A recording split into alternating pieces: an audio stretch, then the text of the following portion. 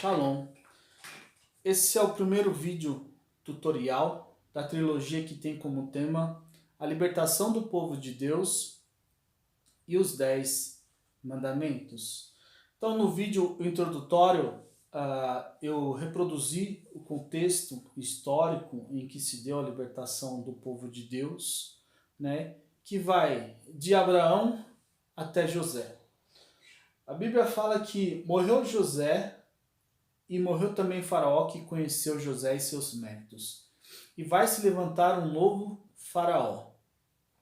Esse novo Faraó começa a enxergar o povo hebreu como uma ameaça social. Faraó percebe que o povo hebreu cresce e prospera na terra do Egito. E preocupado com uma futura guerra e que os hebreus pudessem se unir, se aliar aos seus inimigos e dominar a terra do Egito, ele começa agora a escravizar o povo de Israel para enfraquecer o povo.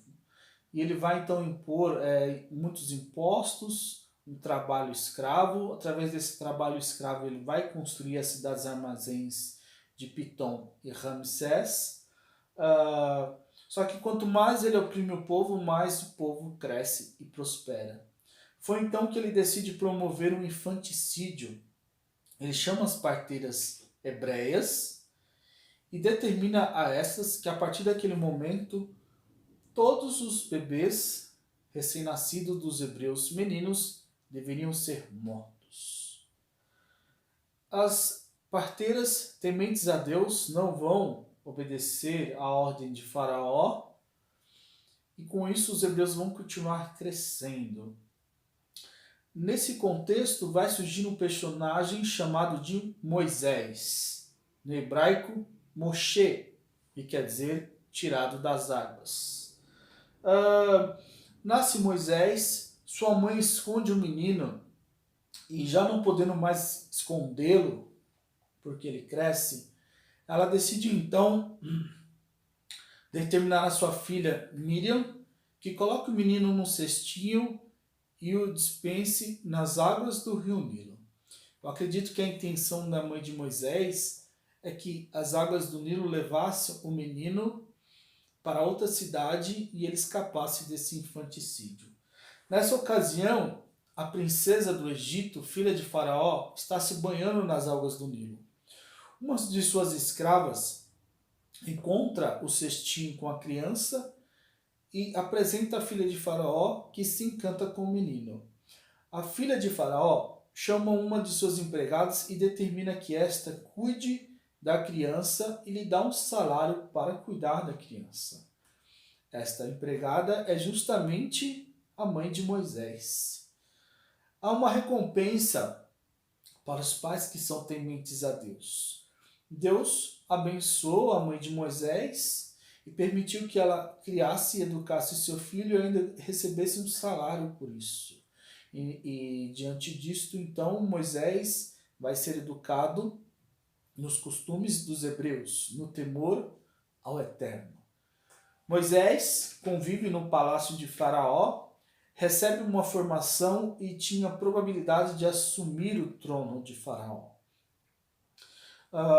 E nesse convívio, no palácio, ele vai receber uma formação e vai ter o privilégio de aprender a escrita. O Egito era uma das grandes potências econômicas da época e ali começa a se desenvolver a linguagem escrita. Naquele momento, em muitos lugares, a linguagem escrita ela era inexistente, em outros deficiente, mas no Egito começa a desenvolver as primeiras formas de escrita. Uma delas é a escrita cuneiforme. Moisés vai aprender a escrever e isso vai lhe dar o prestígio de ser o primeiro agiógrafo, escritor sagrado. E com isso, ele vai ter a oportunidade de ser inspirado por Deus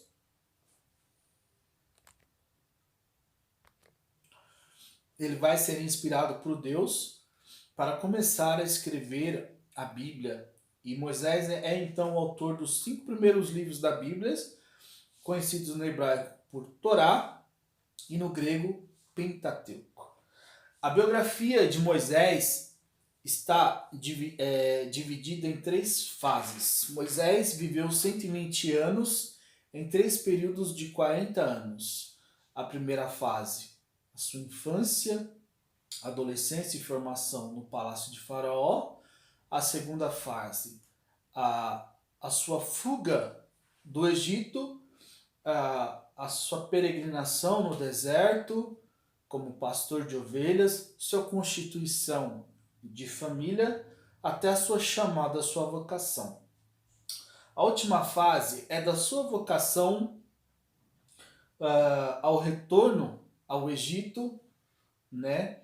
A sua liderança, a maior odisseia, o êxodo, que é a saída dos hebreus do Egito, até a sua morte no Monte Nebo. Embora Moisés fosse criado no palácio de Faraó, ele sabia que o seu povo eram os hebreus. E certa feita, Moisés vai visitar os seus irmãos e vê os egípcios maltratando um hebreu. Ele decide então defender esse hebreu e acaba acidentalmente matando um egípcio. Ele enterra esse egípcio, né? E mais tarde ele vê uma discussão e vai intervir nessa discussão.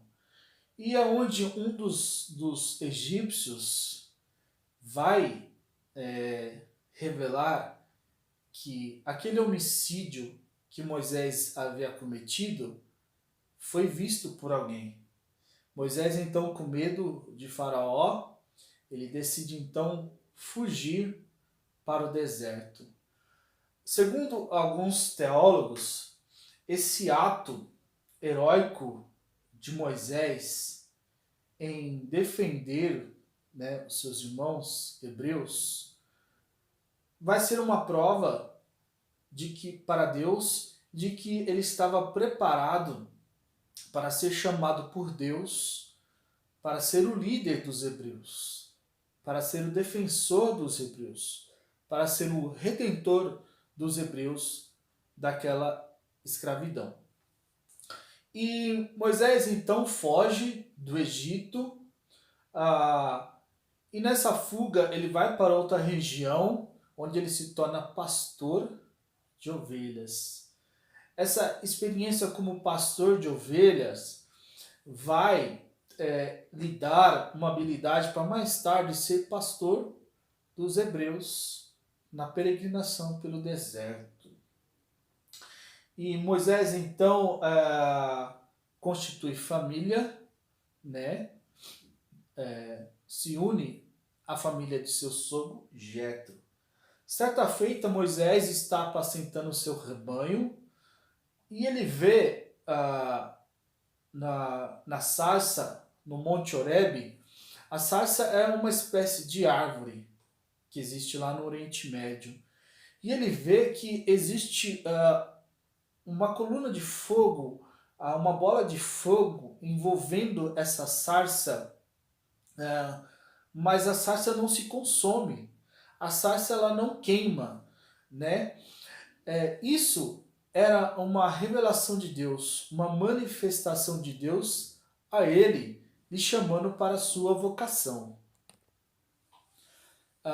Nesse episódio da sarça que arde, nós vemos também alguns ensinamentos teológicos, né? O fogo é como a glória de Deus que se manifesta, como a divindade de Deus que se manifesta. A sarça é como um coração humilde, que embora ele arde, ele queima de amor por Deus, né? Esse fogo ele é benéfico, ele é o fogo do Espírito que purifica esse coração humilde de amor por Deus. A sarça, essa manifestação de Deus na sarça, representa também Nossa Senhora. Nossa Senhora é a sarça, né? E o fogo é o Espírito Santo, que operou nela maravilhas, que gerou no ventre dela Jesus Cristo. Nossa Senhora é essa sarça que, embora envolvida pela glória de Deus, pelo fogo, não se queima, se mantém imaculada. É uma coisa magnífica esse episódio da sarça. Aí Deus aparece para Moisés, né?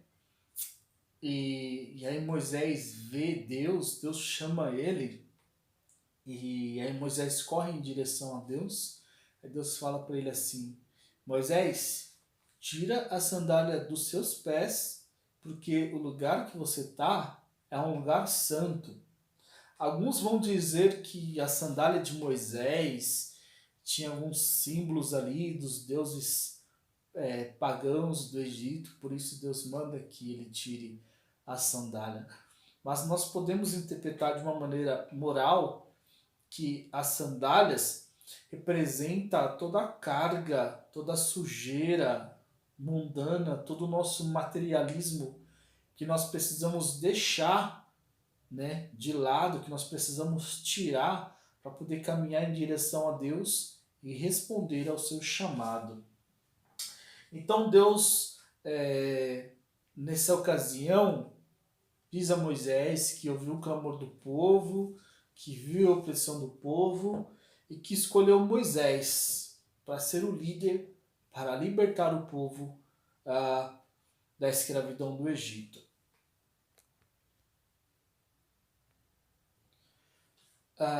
É interessante notar que Moisés, ele tenta se esquivar da sua vocação, ele hesita, ele começa a objetar e colocar muitos empecilhos e dificuldade, dizendo: ah, Senhor, mas eu não sei falar, eu sou pesado de boca. Alguns exegetas é aqueles que interpretam, né, a Bíblia, vão dizer que por causa disso Moisés era gago, né? E Moisés diz: ah, mas Faraó não vai acreditar em mim, ah, mas quem sou eu diante de Faraó? Ele é o rei do Egito, é um homem poderoso, né? Então ele coloca vários obstáculos para não seguir a vocação, o seu chamado, né?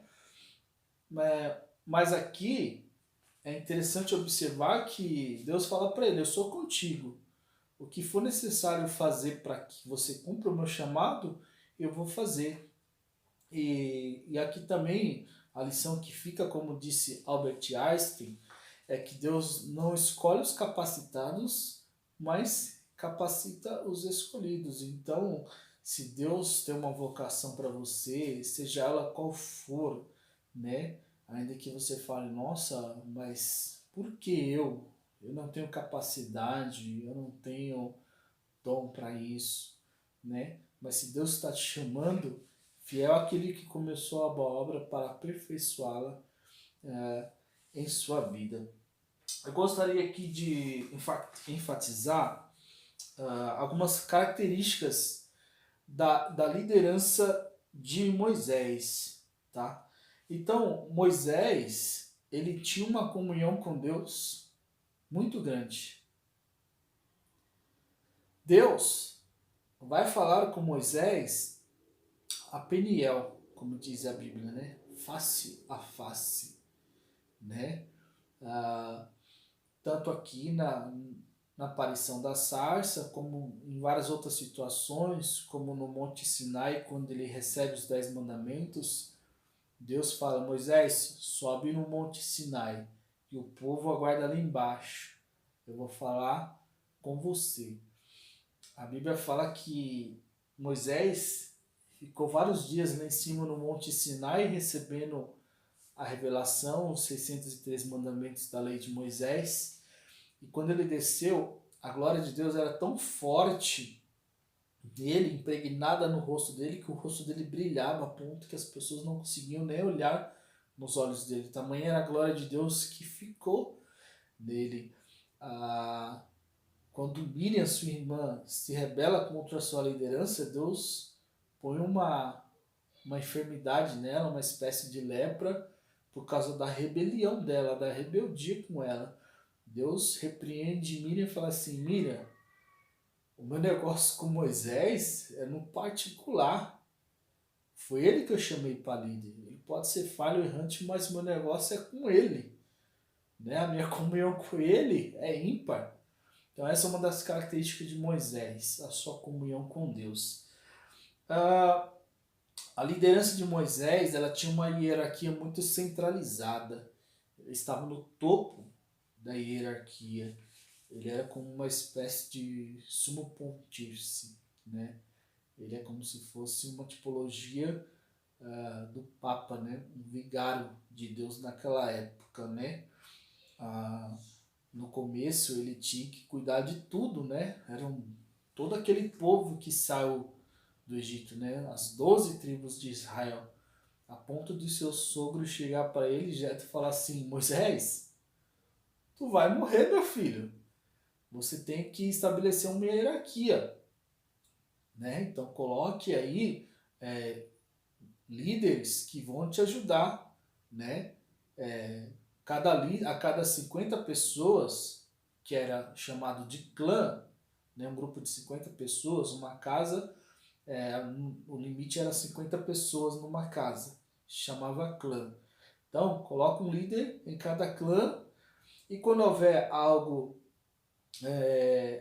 muito importante para resolver, eles trazem para você. Caso contrário, eles vão resolver de acordo com os mandamentos que Deus te entregou. E é daí que surge a hierarquia que nós temos hoje na igreja, no exército, na empresa, todas as instituições que têm uma hierarquia, a origem está na liderança de Moisés.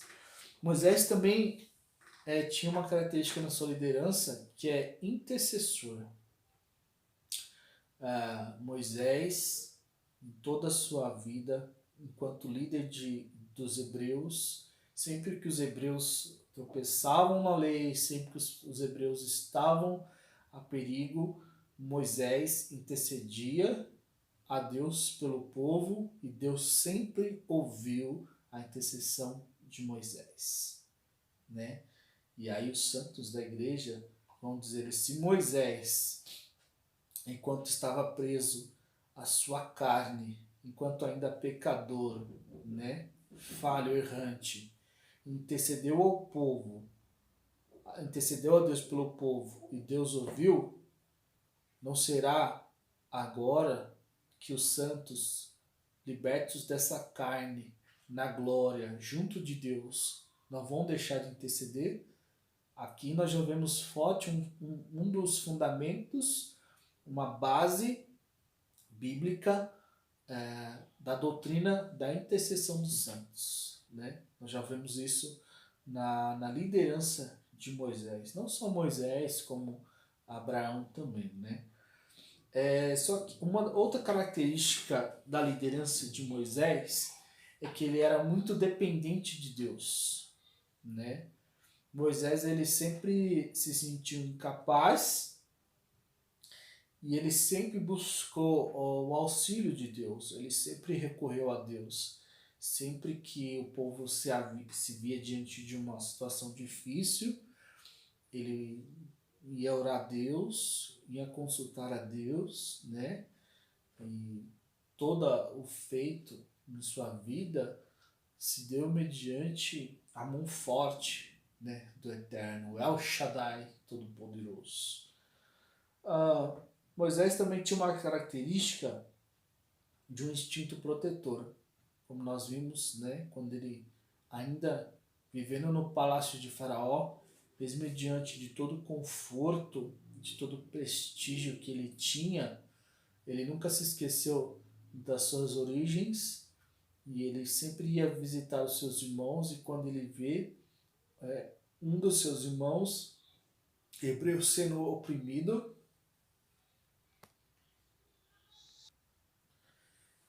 quando ele vê um dos seus irmãos sendo oprimido, ele vai e sai em defesa desse seu irmão, o defeito a ponto até de causar um homicídio culposo, né? Acidentalmente, né?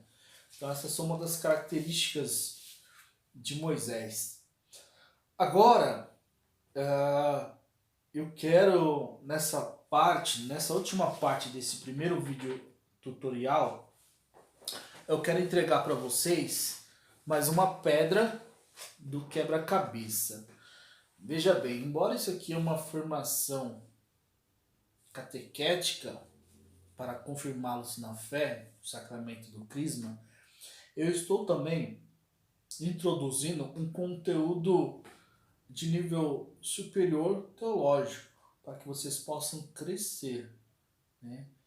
Eu estou pegando vocês pelo pé e jogando lá no meio do mar, na parte mais funda, que é para vocês mergulharem em águas profundas, ou seja, terem conhecimentos profundos, né? Conhecer Deus de uma forma mais profunda e assim, a partir desse conhecimento, ter experiências também mais profundas com Deus. Ter um conhecimento da sua palavra. São Jerônimo vai dizer que quem ignora a Escritura, ignora Cristo. E quem ama a Escritura, ama Cristo. E quem conhece a Escritura, conhece a Cristo. Então, a partir desse conhecimento, vocês vão mais conhecer a Deus, se conhecer. Vão ter a oportunidade de aprender a manusear as Escrituras e fazer uma correta leitura e ter um maior proveito dessa leitura. Então, aqui eu vou entregar para vocês mais um tipo bíblico. O que é um tipo bíblico? São personagens ou fatos históricos ou símbolos do Antigo Testamento que revelam, né, o que Deus faria mais tarde na plenitude dos tempos através de Jesus. Então, Moisés, assim como nós vimos com Noé, assim como nós vimos com Abraão, Moisés é uma prefiguração muito forte de Jesus Cristo. Nós vamos ver muitas relações da história de Moisés com a vida de Jesus. Então vamos lá.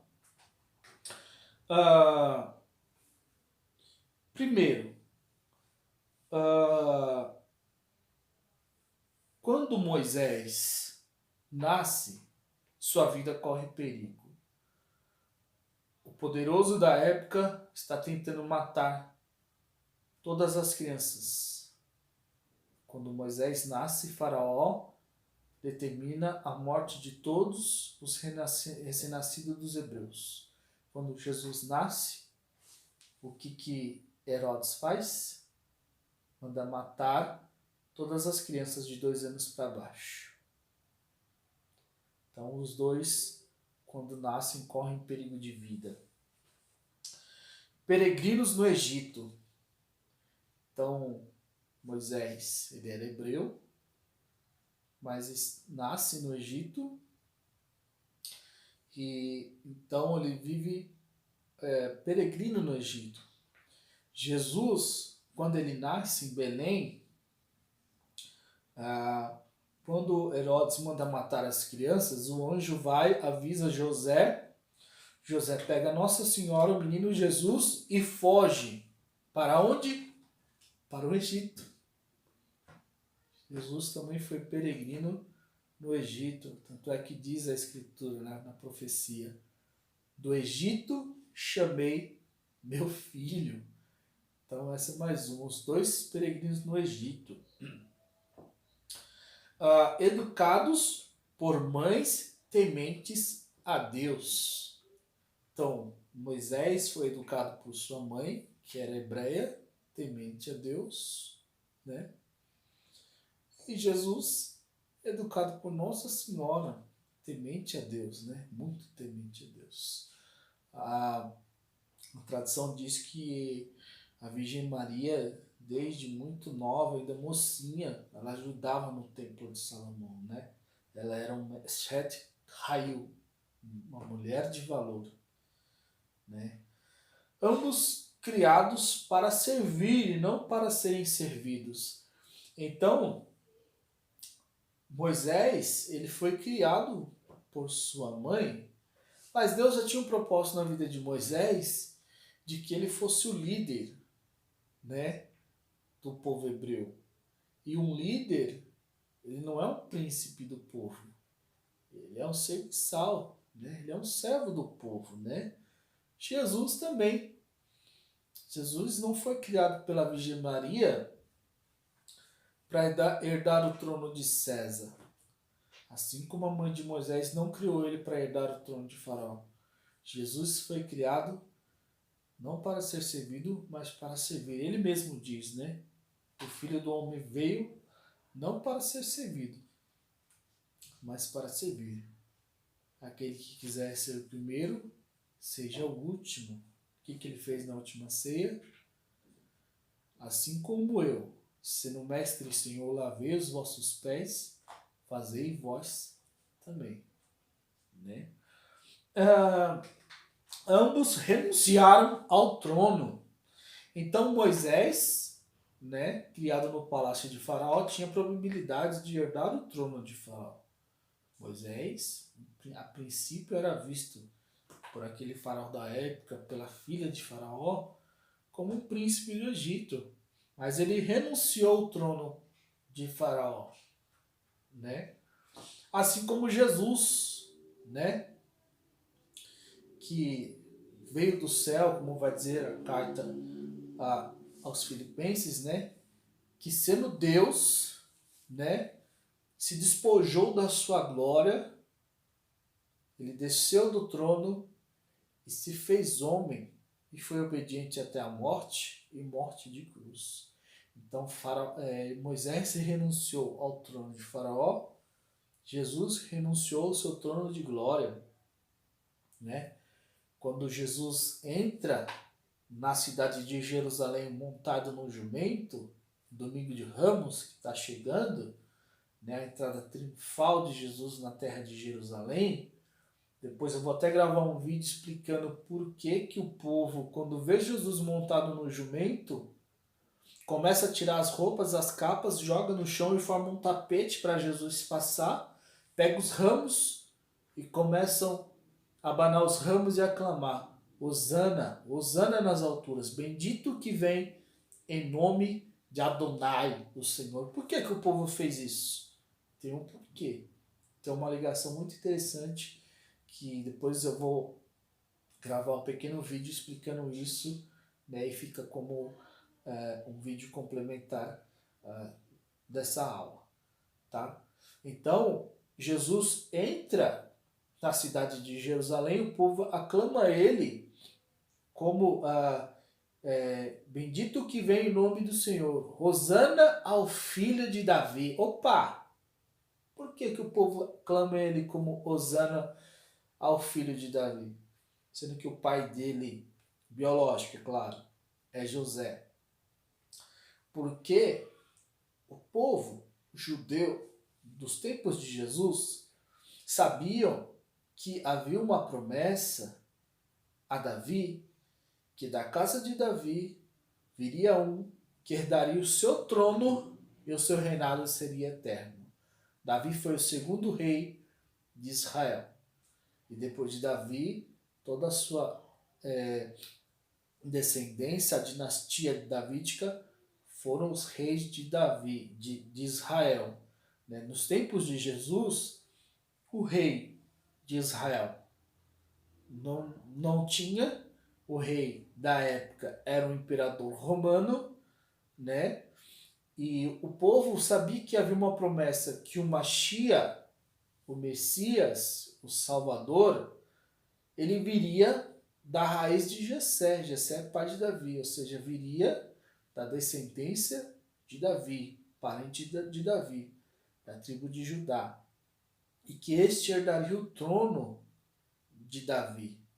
Então, quando o povo vê Jesus entrando na cidade de Jerusalém, montado num jumento, eles começam a clamar Jesus, Hosana ao filho de Davi, né? Hosana ben David, né? Porque eles acreditam que chegou o Mashiach, chegou o Salvador. É ele que vai restaurar o reinado davídico, é ele que vai restaurar o trono de Davi, que vai destronizar, tirar o imperador romano do poder, vai assumir o poder, vai assumir o governo de Jerusalém e vai dar de volta para nós, judeus, o direito de prestar o culto, os sacrifícios no templo de Salomão, né? Tudo mais. Então o povo pensava que Jesus viria para isso, né? Para herdar esse trono político, temporal, terreno. Só que o reinado de Jesus não é terreno, não é material, não é geográfico, não é nacionalista. O reinado de Jesus é eterno, é espiritual, é o reino de Deus. E Jesus renunciou a isso.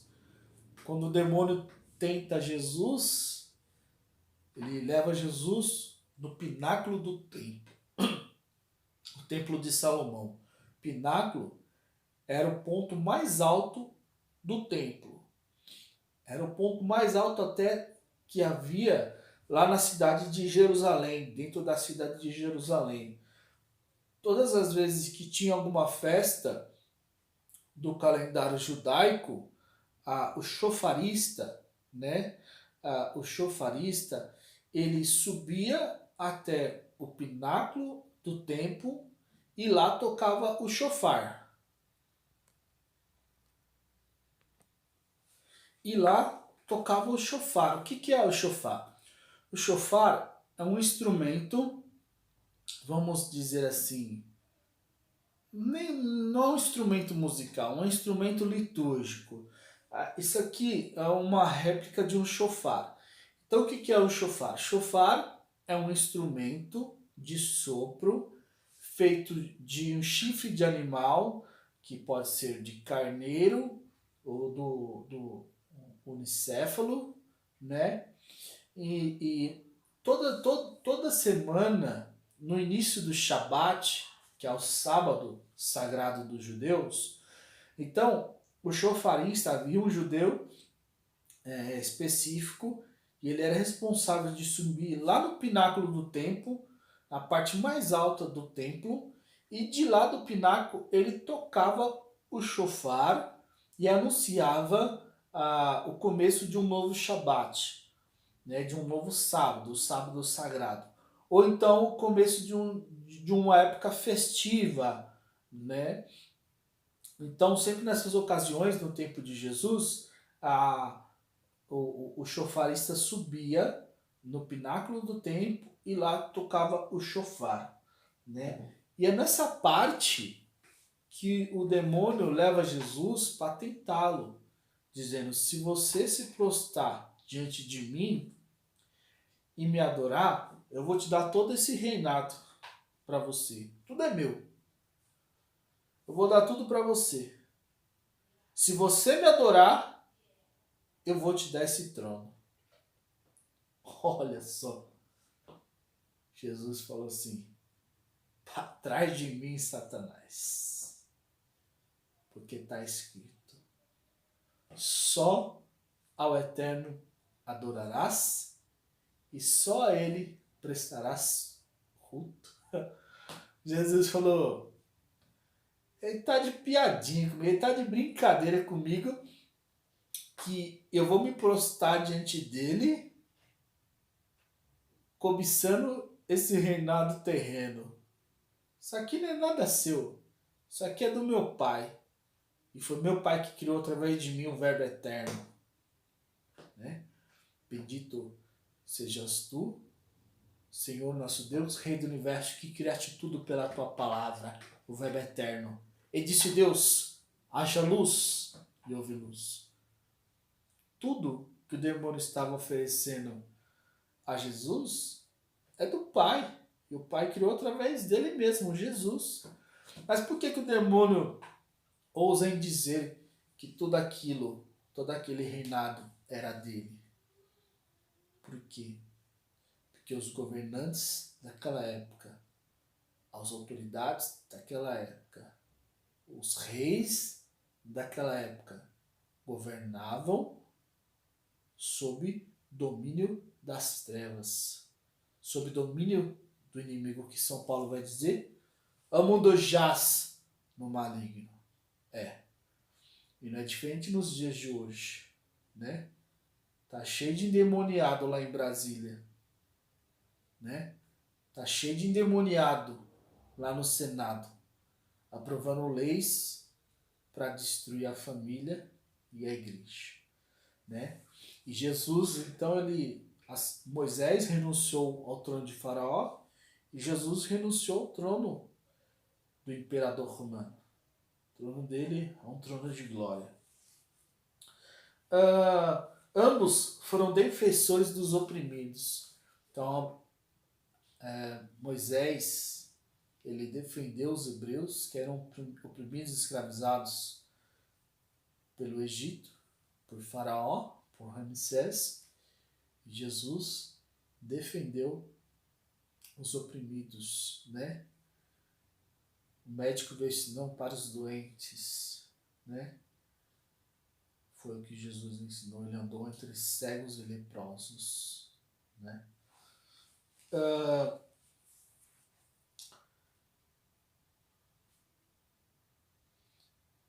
Jesus, ele também vai demonstrar sua misericórdia através daquela mulher apanhada em adultério. Ambos foram pastores de ovelhas, né? Moisés foi pastor de ovelhas, né? Ele apacentou o rebanho de seu sogro Jetro. Quando Deus chama ele diante da sarça, nessa ocasião, ele está apacentando ovelhas. Aí você fala assim para mim, mas peraí, mas Jesus não foi pastor de ovelha, ele era carpinteiro. Mas o que ele ensinou pra gente? Eu sou o bom pastor. O bom pastor dá vida pelas suas ovelhas. Jesus é pastor, ele não foi, ele é pastor. Nós somos a sua ovelha. O povo de Deus é o seu rebanho, que ele apacenta com carinho. É interessante que um pastor de ovelhas, ele conhece as suas ovelhas, né? As ovelhas conhecem a sua voz, o seu cheiro. Então, quando a ovelha está lá longe, o pastor chama, o rebanho vem para perto dele. As ovelhas conhecem o cheiro dele, né? E quando um rebanho está sendo ameaçado, né, diante da cadeia alimentar de animais, né, das feras, o pastor ele coloca a sua própria vida em risco para defender o seu rebanho. O que Jesus fez? Ele colocou a sua vida em risco. Ele sofreu a sua paixão para nos salvar, para nos resgatar das garras do inimigo, né? Jesus disse, eu sou o bom pastor dá a vida pelas suas ovelhas. E os apóstolos aprenderam isso muito bem com eles, né? Todos, com exceção do apóstolo João, que morreu de velho, morreram martirizados, exercendo o seu pastoril pelas ovelhas, pelo rebanho que Jesus confiou a eles. Diferente dos falsos pastores que tem por aí, que arranca a lã da ovelha, o leite da ovelha e arranca até a pele da ovelha, né? Tá cheio de falso pastor por aí. Então ambos foram pastores de ovelhas. Ambos celebraram a Páscoa. Então Moisés celebrou a Páscoa no Antigo Testamento.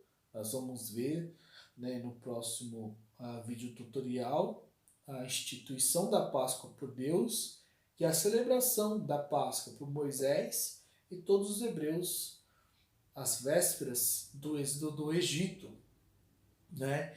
E Jesus também celebrou a Páscoa cristã na última ceia.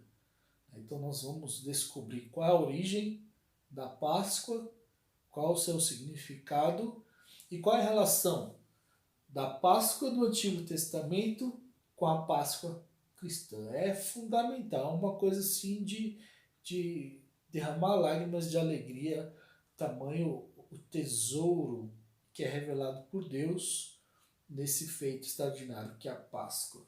Então vamos celebrar a Páscoa. Por Moisés, Deus instituiu a lei mosaica, a lei de Moisés, né? Por Moisés, Deus instituiu a aliança do Antigo Testamento, né? O pacto de Moisés, né? No Monte Sinai. Por Jesus, Deus instituiu a nova e eterna aliança, né? No sangue de Jesus, né?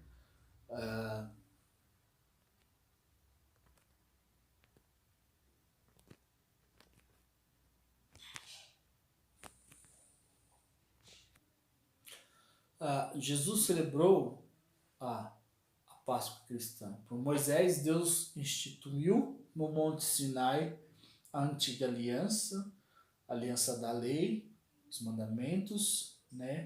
Os 600 mandamentos de Moisés. Por Jesus, Deus instituiu a nova e eterna aliança.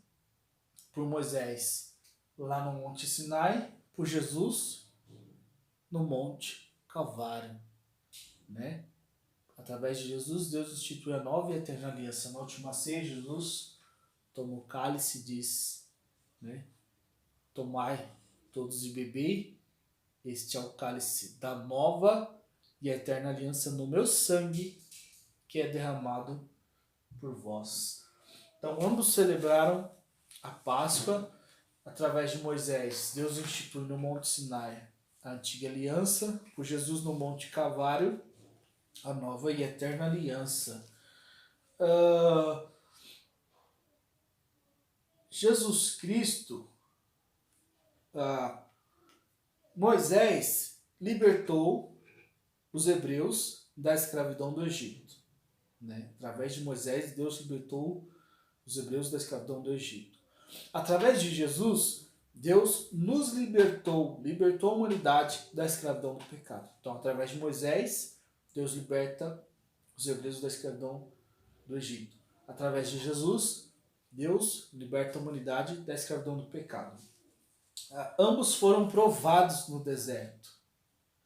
Então, na sequência, no próximo vídeo tutorial, nós vamos ver então a parte que vai falar sobre a peregrinação dos hebreus pelo deserto. Então, depois que eles saem do Egito, eles vão viver a grande odisseia, o êxodo do Egito, e vão peregrinar pelo deserto, período de 40 anos. Então Moisés foi peregrino no deserto, ele foi provado. Nós vamos ver as provações que ele passou no deserto. E Jesus foi provado também no deserto por 40 dias, né? Que é a quaresma que nós estamos vivendo, né? Nós estamos aí na última semana da quaresma. O que é a quaresma? São 40 dias, né, que antecedem a Semana Santa, que antecedem a Páscoa, né? Uma preparação para viver bem a Páscoa. E essa quaresma é um tempo litúrgico em que a igreja não só recorda, mas ela vive, ela atualiza os 40 dias em que Jesus viveu, provado no deserto, né? Não comendo, tá? Tentado pelo demônio, se preparando para viver a sua paixão e morte. Então Moisés, peregrino, foi provado no deserto, né? E Jesus também, né? Peregrino, porque ele não é dessa terra, ele veio do céu, foi provado no deserto por 40 dias para viver a sua paixão. Ambos são da descendência de Abraão. Então nós vimos aí na última aula, né, o chamado de Abraão, E nós vimos, eu enfatizei muito bem, que Deus tira Abraão de Ur dos Caldeus para separá-lo, para tirá-lo dessa terra de idolatria, para a partir de Abraão fazer um povo santo, separado, para desse povo, da sua descendência, enviar o Mashiach, o Salvador, Jesus Cristo. Né? E Abraão vai ter Isaac, Isaac vai ter Esaú e Jacó, Jacó 12 filhos. Deus muda o nome de Jacó para Israel. Israel tem 12 filhos. Uma dessas 12 tribos é Levi, da onde vêm os levitas. E Moisés é dessa tribo. Moisés era levita. Um outro filho de Israel, né, é Judá, a tribo de Judá. E da tribo de Judá vem os judeus. Da tribo de Judá vem Nossa Senhora, Mãe de Jesus. E da Mãe de Jesus vem o Messias, o Salvador. Então, tanto Moisés como Jesus são descendentes de Abraão. Ambos foram profetas. Então, nós vamos ter uma aula para falar o que é um profeta. Qual é a sua função? O que é profecia? Né? Para que serve a profecia? Né?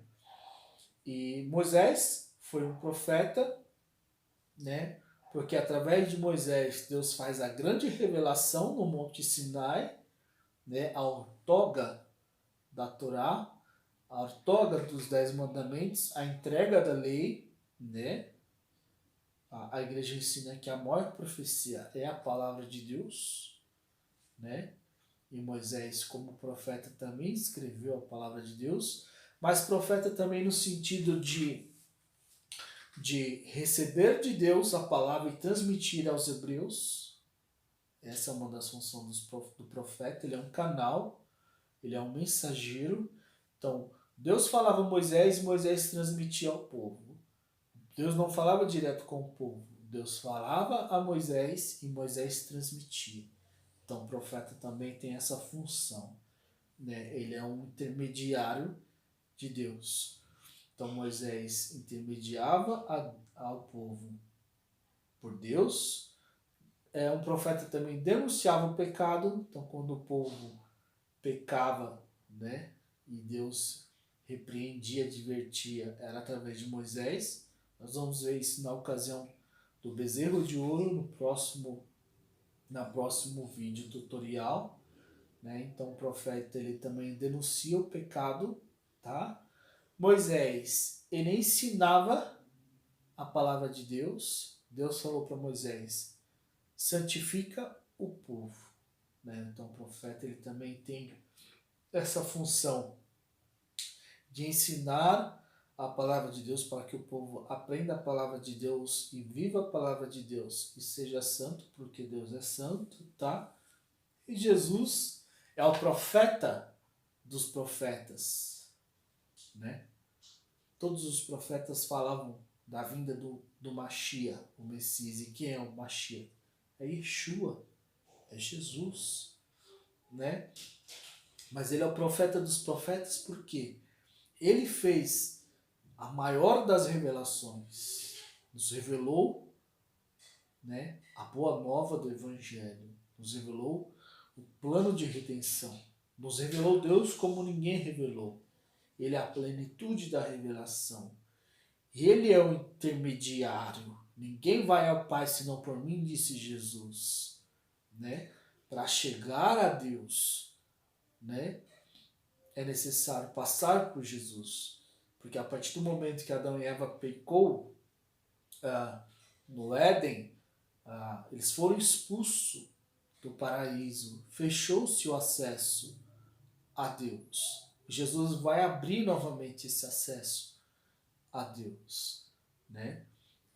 Nós vamos ver também na próxima aula falar sobre o tabernáculo, sobre os sacerdotes. Então, quando eles faziam o seu ofício, quando eles faziam a sua função, né, de oferecer o culto a Deus e de falar com Deus, havia um véu que separava, né?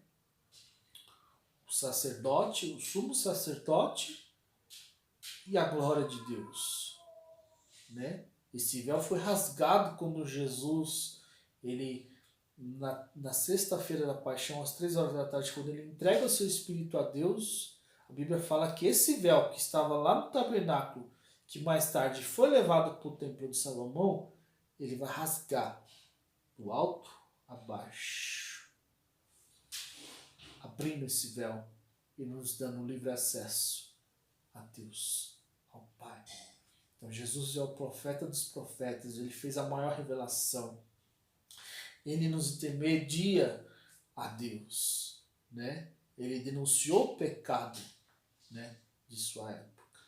E ainda hoje, através do seu Espírito que ele enviou, né, Deus continua levantando novos profetas todos os tempos, até a sua segunda vinda, a vinda de Cristo, né? Então ambos foram profetas. Ambos exerceram ou exercem ofício de juiz. Então, se através de Moisés Deus institui a lei e Deus dá, né, autoridade a Moisés para julgar o povo de acordo com a lei, ele exerceu um ofício de juiz, né?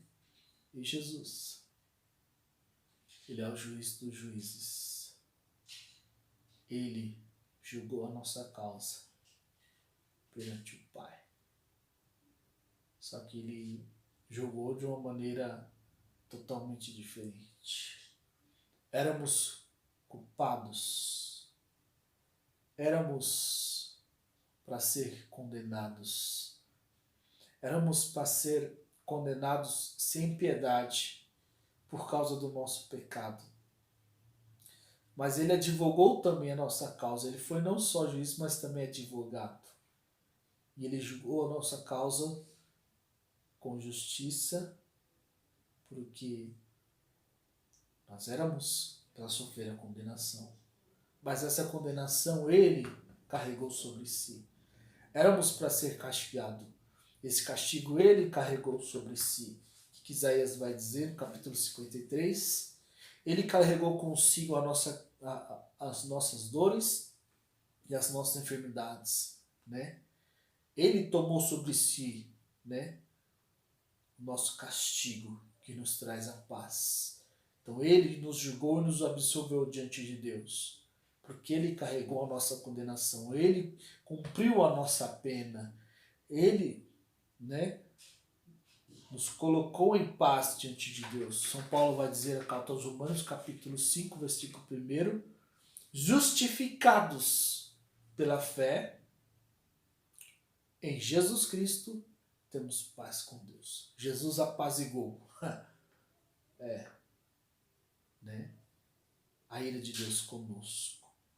Né? Então ele foi, é e sempre será juiz dos juízes. Foi na sua paixão, né, cumprindo a justiça, é porque ainda hoje, quando nós pecamos, ele está à destra do Pai e julga a nossa causa, né, através do sacrifício da Santa Missa que atualiza, né, a sua paixão, morte e ressurreição. Isso aplaca a ira de Deus. Isso nos apazigua sempre diante de Deus. Carta de São João, primeira carta de São João vai dizer: filhinhos, essas coisas vos escrevo para que não pequeis. Mas se pecar, temos um advogado diante do Pai. Ele está lá, no trono. O trono que sempre foi dele. Não o trono do imperador romano, nem o trono de Faraó, mas um trono de glória, em que homem nenhum tem dignidade de se assentar. E lá ele exerce o seu juízo. Mas Jesus foi juiz, é juiz e será juiz. Porque na sua segunda vinda, diz o livro do Apocalipse, que ele se assentará no grande trono branco e vai julgar todas as nações, todos os povos. Se abrirá o livro da vida E lá os anjos vão narrar toda a nossa trajetória, toda a nossa biografia, todos os nossos feitos, quer bons, quer ruins. E seremos julgados por Jesus. Então ele foi, é e sempre será juiz. E ambos foram juntos do Pai nos céus. Então, nós vamos ver lá no último capítulo do livro de Êxodo, o último livro da Torá, né? Falando sobre a morte de Moisés, né? Deus manda que Moisés suba no Monte Nebo, e lá no cume do monte Deus mostra para ele